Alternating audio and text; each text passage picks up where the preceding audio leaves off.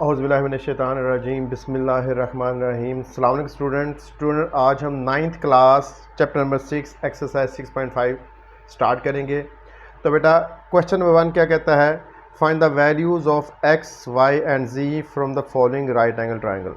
बेटा question number 1 में हमें एक राइट एंगल ट्रायंगल दिया हुआ है, उसमें हमने एक्स वाई या जी की वैल्यू फाइंड करनी है, ठीक है, जो भी अननोन हो। तो बेटा जो पहली राइट एंगल ट्रायंगल है पार्ट 1 में, उसमें राइट एंगल ट्रायंगल गिवन है, हमें एंगल ए 30 डिग्री गिवन है और हमने एक्स और जी की वैल्यू फाइंड करनी है, वाई हमें मालूम है। तो क्या क्या फाइंड करना है, एक्स फाइंड करना है और जी फाइंड करना है। देखो बेटा कोई भी ट्रिग्नोमेट्री रेशो उसमें 3 वैल्यूज़ होती हैं, एक एंगल और 2 साइड्स। हमेशा वो रेशो हमने यूज़ करनी है जिसमें 3 में से 2 वैल्यूज़ हमें मालूम हों। दोबारा सुन लीजिए, कोस थीटा, बेस और हाइपोटेन्यूज है, 3 वैल्यूज़ हैं, एंगल थीटा, बेस और हाइपोटेन्यूज, यानी एक एंगल और 2 साइड्स। हमेशा वो रेशो यूज़ करेंगे जिसमें 3 में से हमें 2 वैल्यूज़ मालूम हों। तो क्वेश्चन नंबर 1 पार्ट 1 की तरफ आते हैं हमने एक्स और जी फाइंड करना है, ठीक है बेटा। तो बेटा हम साइन 30 नहीं यूज़ कर सकते, क्योंकि साइन 30 यूज़ करेंगे ना हमें एक्स मालूम है ना हमें जी मालूम है, तो हमें फ़ायदा नहीं होगा। तो बेटा हम एक्स और जी के लिए एक्स फाइंड करने के लिए टेंजेंट यूज़ कर लेंगे और जी फाइंड करने के लिए कोस यूज़ कर लेंगे। देखिए बेटा हमने एक्स फाइंड करना है, हम वो रेशो यूज़ करेंगे जिसमें एक परपेंडिकुलर हो और एक हाइपोटेन्यूज। तो पहले मैं इनको लेबल कर देता हूँ ताकि आपको आसान हो। बेटा एंगल 30 की एडजेसेंट साइड बेस, इनको लेबल करने तो फ़ायदा। एंगल 30 की अपोजिट साइड परपेंडिकुलर, ये पहले बताया हुआ है, और 90 के एंगल की अपोजिट साइड हाइपोटेन्यूज। देखो बेटा एक्स फाइंड करने के लिए हम वो रेशियो यूज़ करेंगे जिसमें परपेंडिकुलर और बेस यूज़ हो रही हो, ठीक है। तो कौन सी रेशियो होगी, परपेंडिकुलर और बेस, टेंजेंट थीटा, ठीक है। तो एक्स फाइंड करने के लिए हम क्या यूज़ करेंगे, टेंजेंट थीटा, वो क्या होता है, परपेंडिकुलर ओवर बेस, ठीक है। देखो हमें एक एंगल मालूम है, एक बेस मालूम है और परपेंडिकुलर मालूम हो जाएगा एक्स। मैंने भी आपको कहा था वो रेशो यूज़ करें जिसमें 3 में से 2 वैल्यूज़ मालूम हो। अब देखो यहाँ पे हमें थीटा मालूम है, टेंजेंट थीटा यहाँ 30 है, परपेंडिकुलर है एक्स और बेस है y, ठीक है। टेंजेंट 30 मैंने आपको टेबल बताया था, देखिए बेटा टेंजेंट 30 1/√3, ये आपने याद करनी है। टेंजेंट 30 1/√3, x हमने मालूम करना है, y हमें 4 मालूम दिया हुआ है। तो टेंजेंट 30 की वैल्यू 1/√3, x फाइंड करना है, y 4 है। क्रॉस मल्टीप्लाई करें, 4 डिवाइड हो रहा है, दूसरा जाके मल्टीप्लाई होगा, इसको करने की ज़रूरत नहीं है। तो x हमारे पास आ गया 4/√3। आप इसको इस तरह भी लिख सकते हो, x = 4/√3, साथ हम सेंटीमीटर यूज़ करते हैं। देखिए बेटा अब मुझे x भी मालूम हो गया है, तो हम z फाइंड करने के लिए या तो साइन ले लेते हैं या कोस ले लेते हैं। तो हम कोस ले लेते हैं, ठीक है, ठीक है। वो रेशो यूज़ करते हैं जिसमें एक बेस हो और एक हाइपोटेन्यूज हो। तो कौन सी रेशो होगी, कोस। साइन भी ले सकते हैं क्योंकि अब मुझे एक्स मालूम हो गया हुआ है, लेकिन हम कोस लेते हैं, कोस थीटा बेस ओवर हाइपोटेन्यूज, ठीक है। वो रेशो यूज़ करनी है जिसमें बेस हो और हाइपोटेन्यूज, वो कौन सी होगी, कोस थीटा। तो देखिए बेटा अब मैं कोस थीटा ले रहा हूँ। अभी हमने देखा कोस थीटा क्या होता है, बेस ओवर हाइपोटेन्यूज। हाँ अभी थीटा यहाँ 30 है तो कोस 30 आ गया। बेस है हमारे पास y, बेस क्या है y, हाइपोटेन्यूज क्या है z, तो आ जाएगा हमारे पास y/z। बेटा कोस 30, टेबल से कोस 30 की वैल्यू देखते हैं। बेटा कोस 30 क्या है, √3/2, cos 30 क्या है, √3/2। तो √3/2 cos 30 की वैल्यू टेबल से देखी हमने।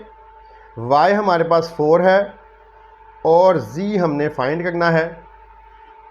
ठीक है बेटा, क्रॉस मल्टीप्लाई कर दें, √3, z डिवाइड हो रहा है दूसरे जाके मल्टीप्लाई, 2 डिवाइड हो रहा है दूसरे जाके मल्टीप्लाई, यह आ जाएगा √3 z, 4 2 8,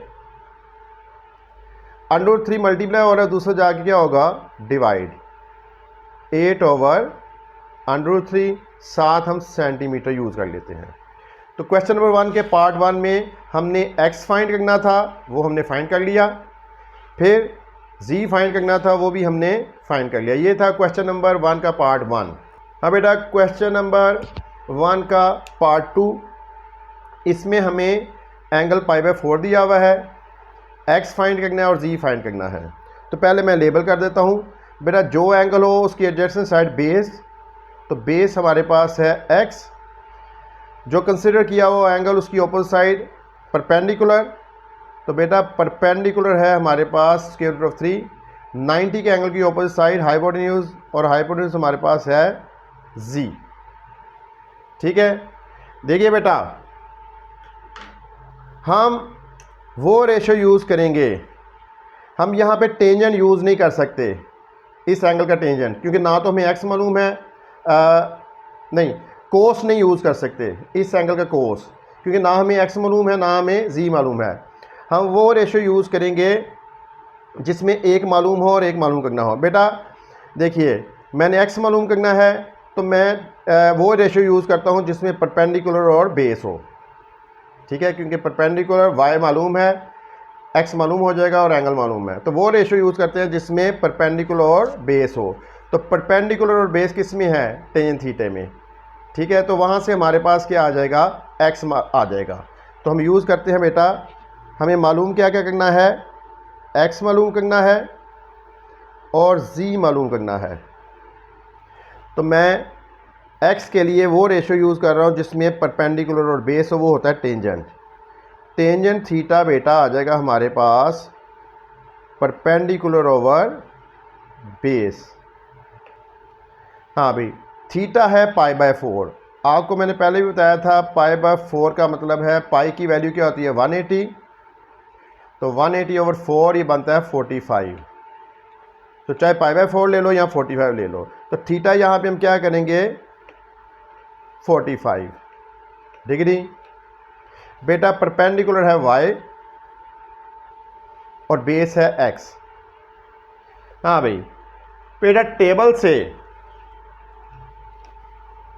टेबल से हमारे पास टेंजेंट 45 की वैल्यू क्या आ रही है 1, टेंजेंट 45, तो टेंजेंट 45 हम ले लेते हैं वहाँ पे 1 टेबल से, और y हमारे पास है √3 और x हमने मालूम करना है। टेंजेंट 45 1, y है √3 और x हमने मालूम करना है। x डिवाइड हो रहा है दूसरा जाए क्या होगा, मल्टीप्लाई, तो x की वैल्यू आ गई √3 सेंटीमीटर। देखो बेटा, अब मैंने z फाइंड करना है, तो z के लिए हम परपेंडिकुलर ओवर हाइपोटेन्यूज भी ले सकते हैं और बेस ओवर हाइपोटेन्यूज भी ले सकते हैं, क्योंकि हमें x मालूम हो चुका है। तो हम वो रेशो लेते हैं जिसमें परपेंडिकुलर और हाइपोटेन्यूज हो।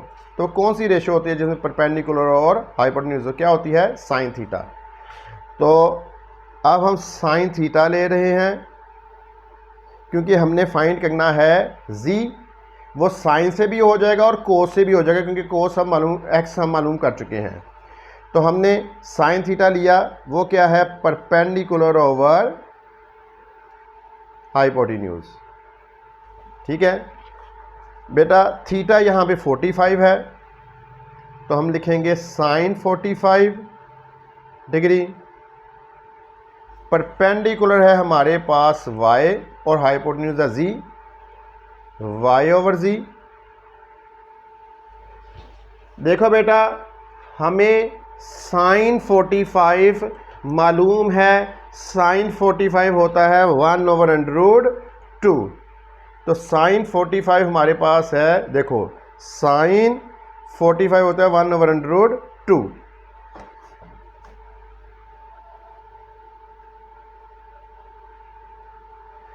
फिर y हमें मालूम है √3 है, और z हमने मालूम करना है। ठीक है, अब क्रॉस मल्टीप्लाई करते हैं, z डिवाइड हो रहा है दूसरा जाके मल्टीप्लाई, √2 डिवाइड हो रहा है दूसरा जाके मल्टीप्लाई। बेटा हमने 9th क्लास में पढ़ा था कि √a इंटू √b हो 9th क्लास चैप्टर 1 में, इसको एक स्क्वायर रूट में लेके जा सकते हैं। ठीक है, यही प्रॉब्लम यहाँ यूज़ करते हैं। तो z आ जाएगा हमारे पास 3 2 6 हो जाएगा, 3 इंटू 2 एक स्क्वायर रूट में ले गए, तो z हमारे पास आ गया √6 सेंटीमीटर। देखिए बेटा, हमें क्वेश्चन में x और z मालूम करना था, हमने x भी मालूम कर लिया और z भी मालूम कर लिया। ये था बेटा क्वेश्चन नंबर 1 का पार्ट 2। हाँ बेटा, क्वेश्चन नंबर 1 का पार्ट 3, हमें राइट एंगल ट्रायंगल दिया हुआ है, हमने x फाइंड करना है और y फाइंड करना है। क्या क्या फाइंड करना है? x और y। ठीक है बेटा, एंगल हमारे पास 60 डिग्री है। देखो बेटा, हम वो रेशो नहीं यूज़ कर सकते जिसमें y और x यूज़ हो रहा हो, क्योंकि ना तो हमारे पास y मालूम है ना हमें x मालूम है। तो हम वो रेशो यूज़ कर सकते हैं अच्छा जिसमें y और z हो, x और z हो। तो सबसे पहले मैं इनको लेबल करता हूँ। एंगल 60 कंसिडर कर रहे हैं, उसकी एडजेसेंट साइड होती है बेस, तो बेस हमारे पास है x। एंगल 60 की ऑपोजिट साइड परपेंडिकुलर है y, और 90 के एंगल की ऑपोजिट साइड हाइपोटेन्यूज है z। तो बेटा हम वो रेशो पहले यूज़ करेंगे जिसमें परपेंडिकुलर और हाइपोटेन्यूज हो, या बेस और हाइपोटेन्यूज हो। अगर y फाइंड करना है तो वो रेशो यूज़ करेंगे परपेंडिकुलर और हाइपोटेन्यूज वाली। तो देखो बेटा, परपेंडिकुलर और हाइपोटेन्यूज किस में यूज़ होता है? साइन। तो हम साइन थीटा यूज़ करेंगे परपेंडिकुलर ओवर हाइपोटेन्यूज, जिसमें परपेंडिकुलर भी आ जाएगा और हाइपोटेन्यूज मालूम है तो परपेंडिकुलर मालूम हो जाएगा। तो क्या यूज़ कर रहे हैं? Sine theta. No, sine theta क्या अभी हमने देखा है? Perpendicular over hypotenuse. एंगल क्या है? 60, तो बन जाएगा साइन 60। परपेंडिकुलर है हमारे पास y और हाइपोटेन्यूज हमारे पास z। हाँ बेटा, साइन 60 की वैल्यू टेबल से, साइन 60 डिग्री साइन 60 √3/2। तो टेबल से हमने साइन 60 की वैल्यू देखी √3/2। बेटा y हमने फाइंड करना है और z क्या है? 2। ठीक है बेटा, y फाइंड करना है, 2 डिवाइड हो रहा है दूसरा जाए क्या होगा? मल्टीप्लाई। ये 2 से कैंसल, तो हमारे पास क्या आ गया? √3 इज इक्वल टू y, या y is equal to √3 7 centimetre. बेटा y मालूम कर लिया हमने। बेटा अब y मालूम हो चुका है, x के लिए हम परपेंडिकुलर और बेस भी यूज़ कर सकते हैं और बेस ओवर हाइपोटेन्यूज भी यूज़ कर सकते हैं। तो हम वो रेशो यूज़ करते हैं, ये वाली, ये भी कर सकते हैं हम, क्योंकि अब y मालूम हो चुका है। तो अब हम वो रेशो यूज़ करेंगे जिसमें बेस और हाइपोटेन्यूज हो। तो वो कौन सी होती है? बेस और हाइपोटेन्यूज, कोस थीटा। तो cos theta base over hypotenuse. तो अब हम कोस थीटा यूज़ करेंगे। कोस थीटा क्या होता है? Base over hypotenuse. बेटा थीटा क्या है? 60 डिग्री, कोस 60। बेस क्या है? x, और हाइपोटेन्यूज क्या है? z। तो बन जाएगा x/z। अब देखते हैं टेबल से कोस 60 क्या होता है। बेटा कोस 60 होता है 1/2। कोस 60 होता है 1/2। तो cos 60 हमारे पास आ गया 1/2। ठीक है, x हमने फाइंड करना है और z है 2। x फाइंड करना है, z क्या है 2। मेरा 2 डिवाइड हो रहा है, दूसरे जाए क्या होगा मल्टीप्लाई, 2 1 ज़ा 2। ठीक है, कैंसलेशन हुई, 1 इज इक्वल टू एक्स और x इज इक्वल टू 1। तो हमारे पास y भी आ गया और x भी आ गया। ये था क्वेश्चन 1 का पार्ट 3। हाँ बेटा, अब क्वेश्चन नंबर 1 का पार्ट 4। हमें राइट एंगल ट्रायंगल दिया हुआ है, हमने क्या क्या फाइंड करना है, एक तो x फाइंड करना है और एक z फाइंड करना है। ठीक है, देखिए बेटा, पहले मैं इनको लेबल कर देता हूँ ताकि रेशो लेना आसान हो। जो सा एंगल है उसकी एडजेसेंट साइड होती है बेस, तो बेस है हमारे पास y। एंगल की ऑपोजिट साइड, एंगल थीटा की ऑपोजिट साइड परपेंडिकुलर है x, ये भी मालूम करना है। और 90 के एंगल की ऑपोजिट साइड हाइपोटेन्यूज। देखिए बेटा, पहले मैं वो रेशो यूज़ करूँगा जिसमें y और x हो या y और z हो। चलो पहले ये के देखते हैं, x और y वाली। हाँ भाई, परपेंडिकुलर और बेस, हमने वो रेशो यूज़ करनी है जिसमें x और y हो, यानी 4। तो परपेंडिकुलर और बेस, तो ये तो परपेंडिकुलर और बेस क्या होता है, टेंजेंट थीटा। परपेंडिकुलर और बेस टेंजेंट थीटा, तो हम पहले यूज़ कर रहे हैं टेंजेंट थीटा। हाँ भाई, टेंजेंट थीटा क्या होता है, अभी हमने देखा है परपेंडिकुलर ओवर बेस। थीटा क्या है 45, तो टेंजेंट 45 डिग्री, परपेंडिकुलर है x और बेस है y। बेटा टेबल से टेंजेंट 45 क्या होता है 1, तो ये आपने याद किया होगा यकीनन 1। बेटा x फाइंड करना है और y 4 है, 4 डिवाइड हो रहा है, दूसरे जाए क्या होगा मल्टीप्लाई, 4 1 ज़ार 4। तो x हमारे पास आ गया 4 सेंटीमीटर। यूनिट जो यहाँ यूज़ हो रहे हैं वो यूज़ करने हैं, तो 4 सेंटीमीटर। अच्छा बेटा, अब मैं z परपेंडिकुलर और हाइपोटेन्यूज से भी फाइंड कर सकता हूँ क्योंकि x मुझे मालूम हो गया है, और बेस और हाइपोटेन्यूज से भी मालूम कर सकता हूँ।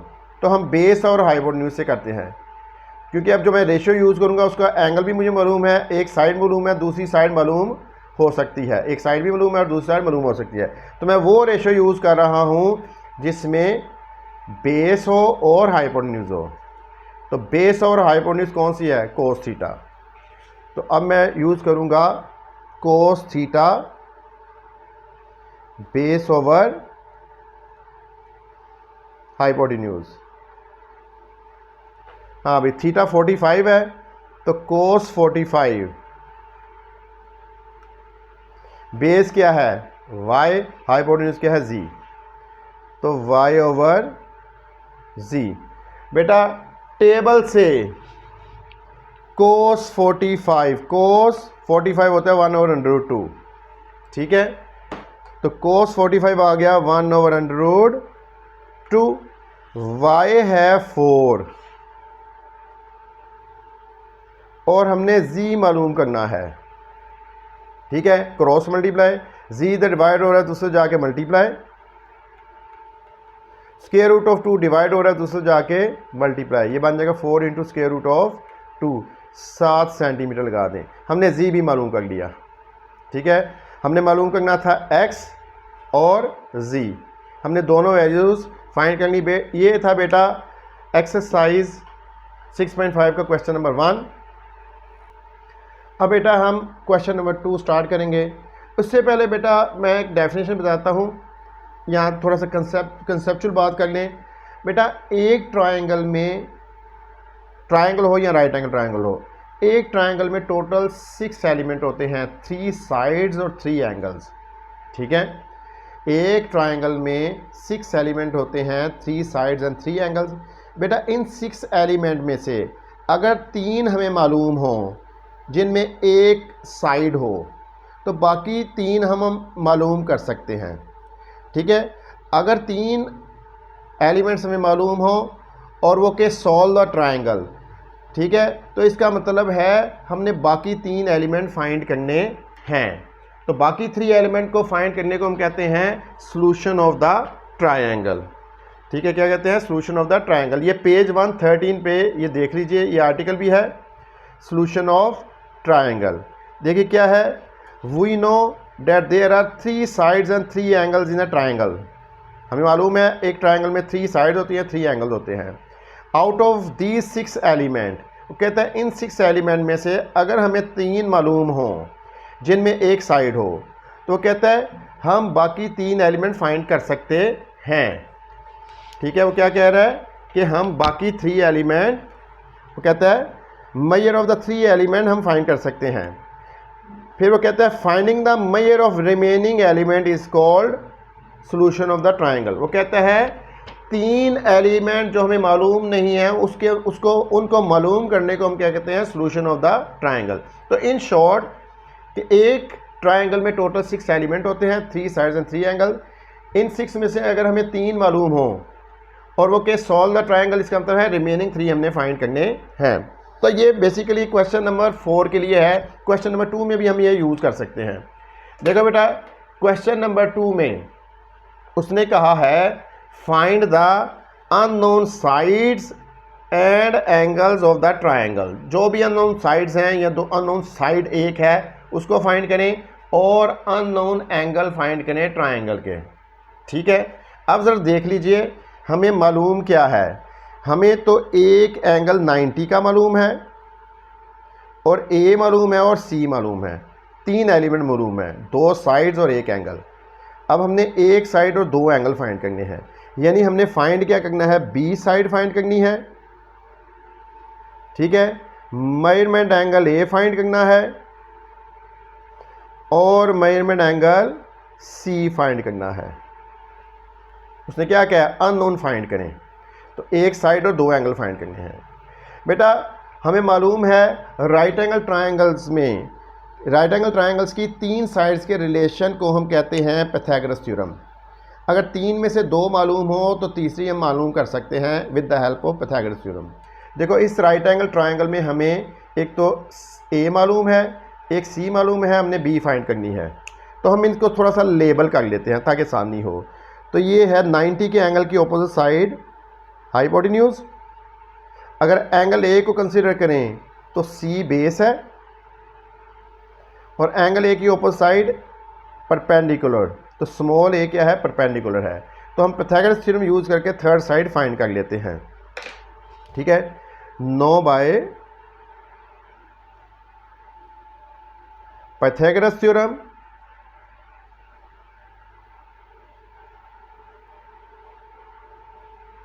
थ्योरम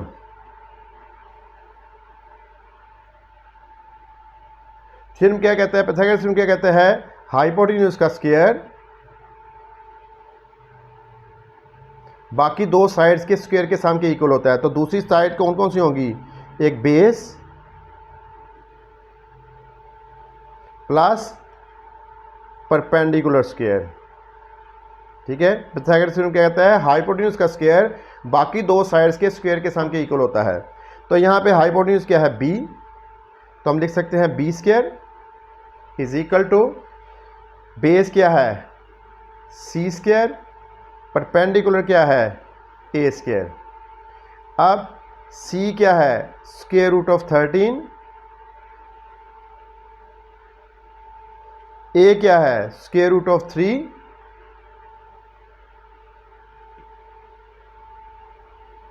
ठीक है, और इधर बी स्क्वायर। हाँ भाई, स्क्वायर स्क्वायर रूट से कैंसिल हुआ 13, स्क्वायर स्क्वायर रूट से कैंसिल हुआ 3, 13 प्लस 3 16। तो बी स्क्वायर आया हमारे पास 16। हमें बी चाहिए तो दोनों तरफ स्क्वायर रूट लेंगे, taking square root on both side. Square square root से कैंसिल हुआ, 16 का स्क्वायर 4 तो हमने थर्ड साइड मालूम कर ली, एक अननोन हमने फाइंड कर लिया। ठीक है, अब हमने बी भी मालूम हो गया है। ठीक है, अब हम एक एंगल फाइंड करेंगे। हम वो रेशो यूज़ करते हैं जिसमें बेस हो और परपेंडिकुलर हो, ताकि एंगल ए आ जाए, बेस और परपेंडिकुलर। तो वो रेशो जिसमें बेस और परपेंडिकुलर यूज़ हो, यानी परपेंडिकुलर और बेस हो, क्या होता है, टेंजेंट थीटा। अब हमने एंगल ए फाइंड करना है, तो बेटा क्या यूज़ करेंगे हम, tangent theta is equal to perpendicular over base.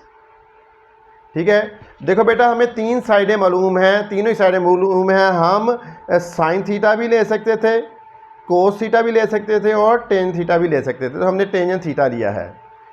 अब देखो बेटा थीटा यहाँ पे हमने किसको कहा है, ए को। थीटा यहाँ पे क्या है, ए। तो थीटा की जगह हम क्या लिखते हैं, टेंजेंट मेजरमेंट एंगल ए।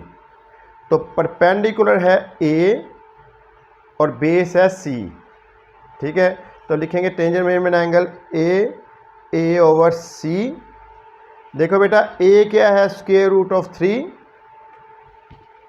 ठीक है, ए क्या है, स्क्वायर रूट ऑफ 3 और सी क्या है, स्क्वायर रूट ऑफ 13।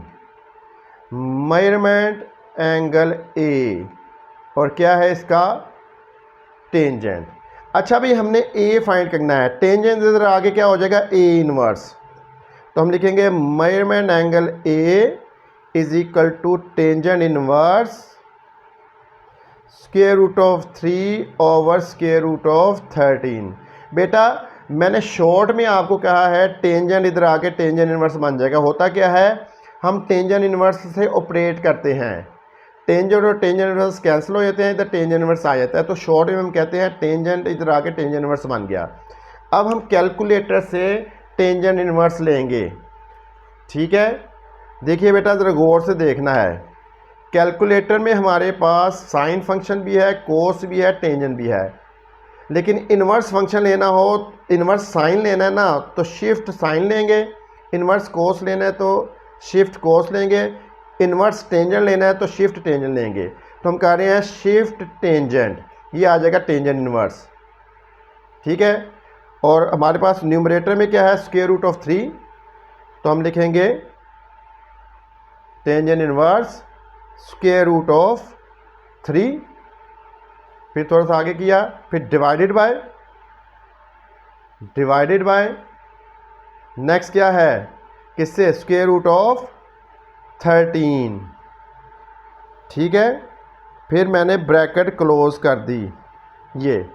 तो मैंने क्या किया, कैलकुलेटर से tangent inverse square root of 3 divided by square root of 13 bracket close.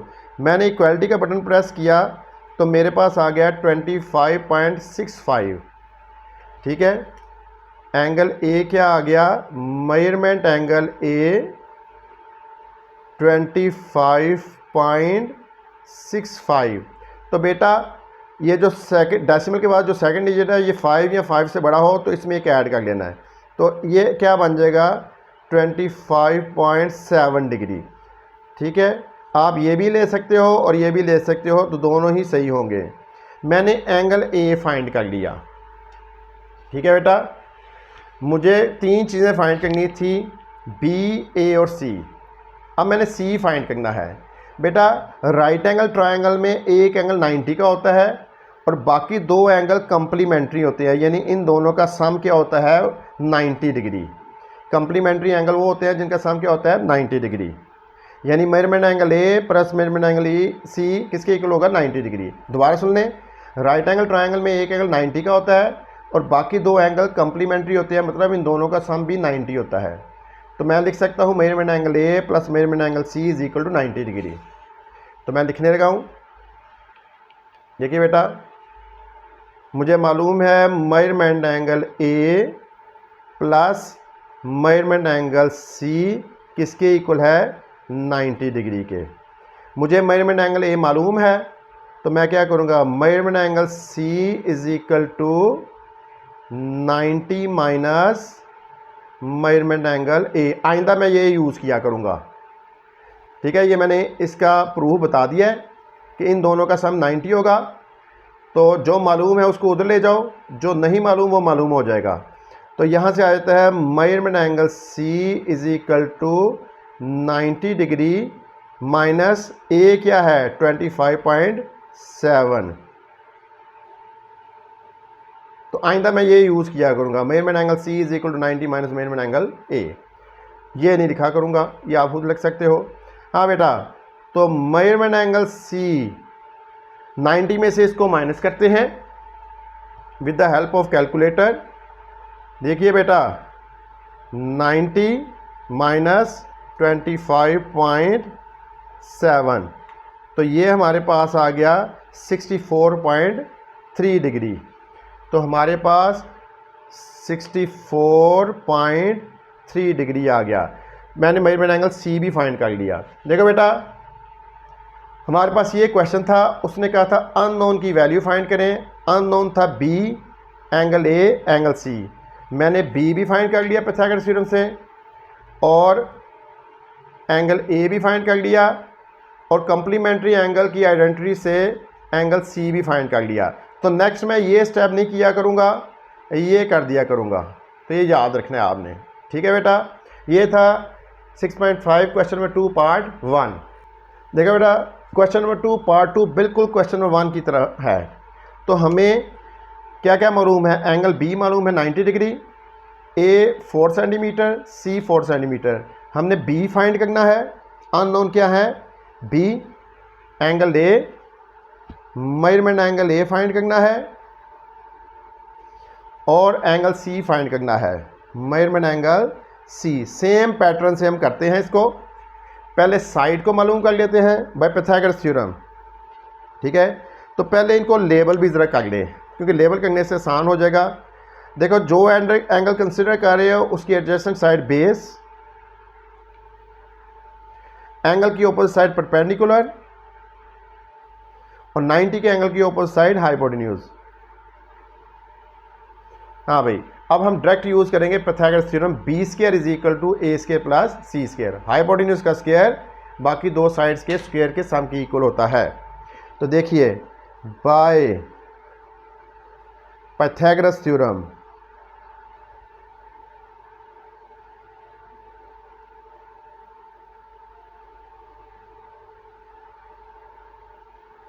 हाँ भाई, हाइपोटेन्यूज का square B square is equal to C square plus A square.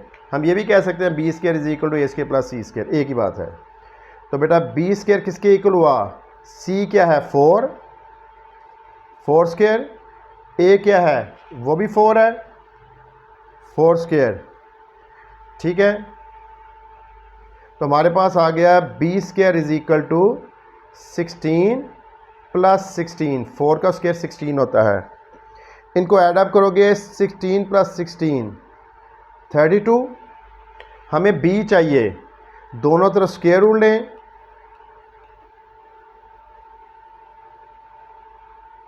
Square square root से cancel.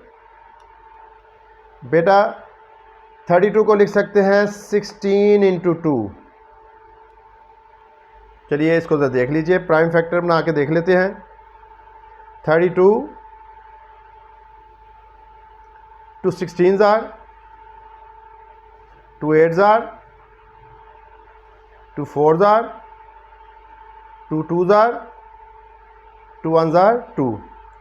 तो देखो 2 2 जार 4, 4 2 जार 8, 8 2 जार 16, 16 इंटू 2। बेटा 9th में मैंने पढ़ा था चैप्टर नंबर 1 में, इसी क्लास में हमने चैप्टर नंबर 1 में पढ़ा था कि इनके स्क्वायर रूट को अलग कर सकते हो। हमने पढ़ा था चैप्टर नंबर 1 में square root of A B हो तो हम इसको लिख सकते हैं square root of A into square root of B. यही प्रोसीजर यहाँ किया है। बेटा 16 का स्क्वायर रूट कैलकुलेटर से आता है 4, 4 into square root of 2 centimetre. तो हमने कैलकुलेटर से क्या किया, स्क्वायर रूट ऑफ 16 किया, वो आ गया 4। ठीक है, ये लिख दिया बेटा। एक वैल्यू हमने फाइंड कर ली है, तो बेटा एंगल ए हम साइन से भी फाइंड कर सकते हैं क्योंकि अब हम बी मालूम हो चुका हुआ है। परपेंडिकुलर और हाइपोटेन्यूज कोस से भी कर सकते हैं, बेस ओवर हाइपोटेन्यूज टेंजेंट से भी कर सकते हैं, तो हम टेंजेंट से करेंगे। तो बेटा हम अब वो रेशो यूज़ करने लगे हैं जिसमें परपेंडिकुलर और बेस हो, वो रेशो यूज़ करेंगे एंगल के लिए जिसमें परपेंडिकुलर और बेस हो टेंजेंट। हम ये भी यूज़ कर सकते हैं परपेंडिकुलर और हाइपोटेन्यूज, साइन भी यूज़ कर सकते हैं और बेस और हाइपोटेन्यूज भी कर सकते हैं, कोस भी, क्योंकि बी हमें मालूम हो चुका है। ठीक, लेकिन हम आसानी के लिए क्या करेंगे, टेंजेंट करेंगे ताकि एंगल ए आ जाए। तो टेंजेंट हमें मालूम है टेंजेंट थीटा, हमने वो रेशो यूज़ करनी है जिसमें परपेंडिकुलर और बेस हो, tangent theta perpendicular over base. हाँ भाई, जो एंगल है वो ए है तो थीटा की जगह हम लिख लेते हैं ए, टेंजेंट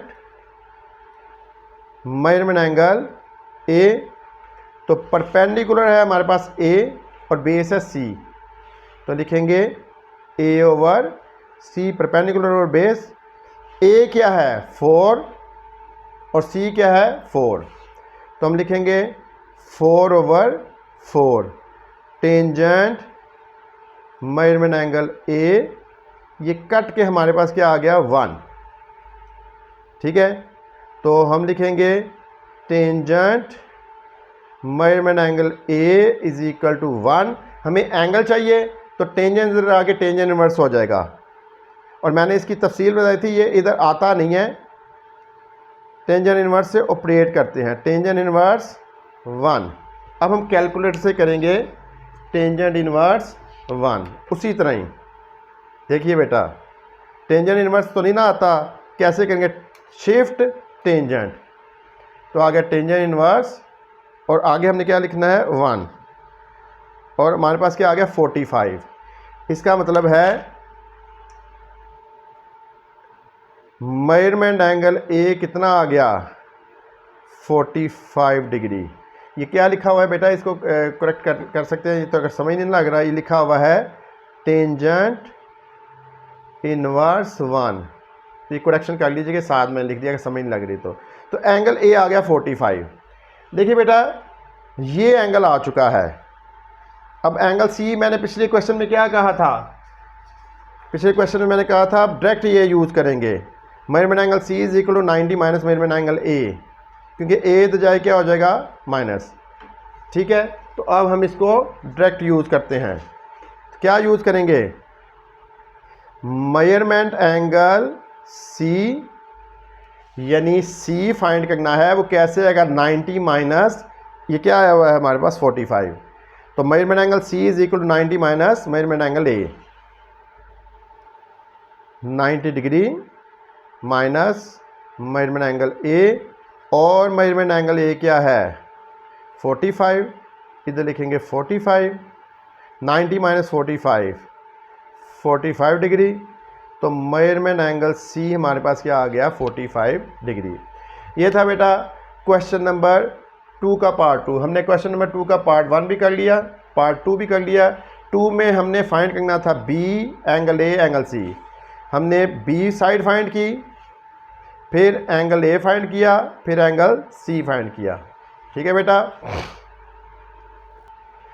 अब बेटा एक्सरसाइज 6.5 क्वेश्चन नंबर 3 देखें। बेटा उसने क्या, each side of a square field is 60 metre. वो कहता है एक स्क्वायर शेप का खेत है जिसकी चारों साइडें ज़ाहिर है इक्वल होंगी, और एक साइड की लेंथ उसने 60 मीटर दी हुई है। Find the length of diagonals of the field. वो कहता है उस स्क्वायर फील्ड के डायगोनल की लेंथ फाइंड करें। अभी इसको रफली देख लें। ठीक है, वो क्या कहता है बेटा, एक स्क्वायर फील्ड है, ऐसा खेत है जिसकी चारों साइडें इक्वल हैं, और हर साइड की लेंथ क्या है 60 मीटर, 60 मीटर। ठीक है, वो कहता है स्क्वायर फील्ड की डायगोनल की लेंथ फाइंड करें। डायगोनल क्या होती है, ऑपोजिट वर्टेक्स को ज्वाइन करें, जो लाइन आती है वो डायगोनल कहती है, डायगोनल कहलाती है। अगर इस वर्टेक्स को इसके साथ मिलाऊं तो ये आएगी diagonal of the square field. तो ज़ाहिर है स्क्वायर फील्ड है, जो ये डायगोनल होगी वही ये डायगोनल होगी, दोनों डायगोनल की लेंथ भी इक्वल होंगी। ठीक है, तो एक स्क्वायर फील्ड है, उसकी तमाम साइड्स की लेंथ है 60 मीटर, हमने उसकी डायगोनल की लेंथ फाइंड करनी है। ठीक है, तो ये हमारा क्वेश्चन है, इसको अब हम स्टार्ट करते हैं।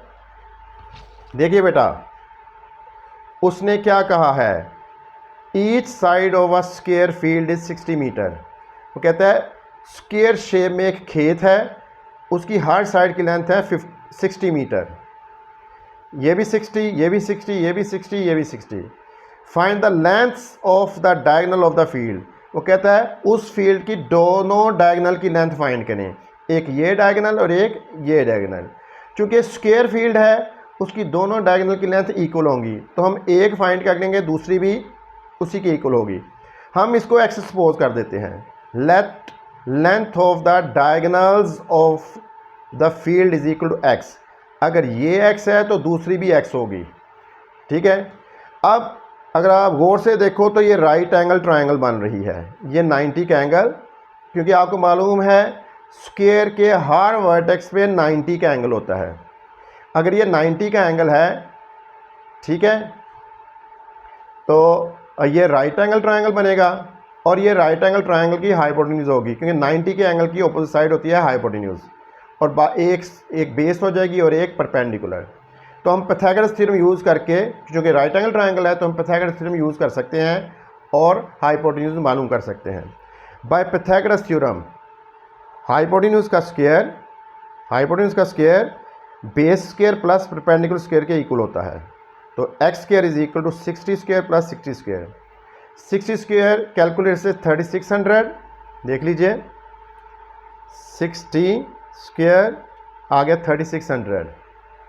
तो बेटा इधर भी 3600, इधर भी 3600, इन दोनों को ऐड किया 3600 प्लस 3600 तो 7200 आया। ठीक है बेटा, 7200 को हम लिख सकते हैं 3600 इंटू 2। बेटा आप इसका डेसिमल में भी आंसर फाइंड कर सकते हो, तो भी करेक्ट होगा। आप इसका कैलकुलेटर से स्क्वायर रूट ले लो, देखो स्क्वायर रूट ऑफ 7200, तो ये जो आंसर आ रहा है ना, ये वैसे ही आ रहा है 60 इंटू स्क्वायर रूट ऑफ 2। इसको आप डेसिमल भी लिख सकते हो 84.85। ठीक है, तो मैंने 7200 को लिखा 3600 इंटू 2। ठीक है, फिर मैंने 3600 का स्क्वायर रूट अलग कर दिया, 2 का स्क्वायर रूट अलग कर दिया। बेटा कैलकुलेटर से 3600 का स्क्वायर रूट बनता है 60, स्क्वायर रूट ऑफ 3600, ये आ गया 60। तो हम इसको लिख सकते हैं 60 इंटू स्क्वायर रूट ऑफ 2। तो लेंथ ऑफ डायगोनल्स क्या आ गई, 60 इंटू स्क्वायर रूट ऑफ, तो हम लिखेंगे लेंथ्स of diagonals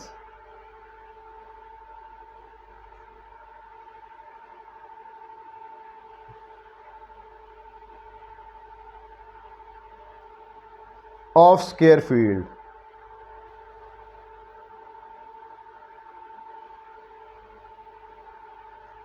किसके इक्वल आएंगी दोनों, 60 into square root of 2 metre. ठीक है, तो क्वेश्चन आपको यकीनन समझ लग चुका होगा, सिंपल क्वेश्चन था बेटा। ये ऐसे क्वेश्चन शॉर्ट क्वेश्चन में आ सकते हैं, very very important with respect to short question. बेटा आज हमने 6.5 क्वेश्चन नंबर 1, क्वेश्चन नंबर 2 और क्वेश्चन नंबर 3 किया है। बेटा इसकी प्रैक्टिस कीजिएगा। प्रैक्टिस मैं इसलिए कहता हूँ क्योंकि ट्रिग्नोमेट्री जो चैप्टर है ना, ये बहुत इंपॉर्टेंट है।